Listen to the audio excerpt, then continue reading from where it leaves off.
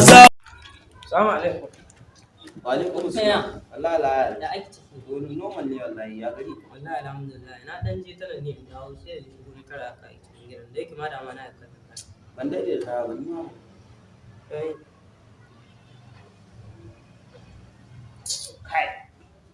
Jaji dai. Yake faruwa ne. Ni fa wallahi shi yasa fa karecin ganin social media shi abban su wallahi. Komi a ce jaji yayi, komi jaji yayi. Kai tsaya da Allah. Ina ma kullum ne dama. Bari in wayan ma da. Ban gane ba. Ya baka gane ba. Bari in wayan ma da kanka. Ita hulɗa ta gidan jaji ba daya. Saboda abubuwa ne yake a zahiri ba a koyi ba. Duk abin da ka ga an aza gaskiya ne yayi.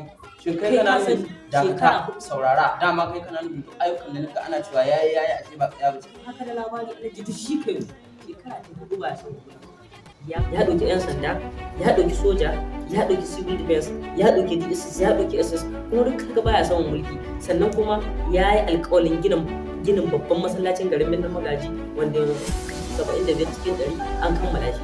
Ya raba motoci ga talakawa, ya raba masuna ga talakawa, sannan kuma ya ba wa marayu tallafin shinkafa, gero, dawa, masara da sauransu.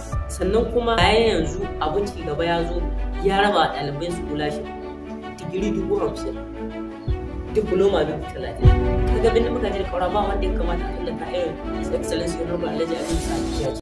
Insha Allah Honorable Aminu Sani Jaji zan tawakkala. Ba wanda ya cancanta da kura a kaura bin magaji sai Honorable Aminu Sani Jaji. Muna ta murna scholarship za a bamu. Ɗalibai dole mu yi murna. Dan kaura har da birnin magaji mu kama sai Aminu Jaji. Jaji ya ba mu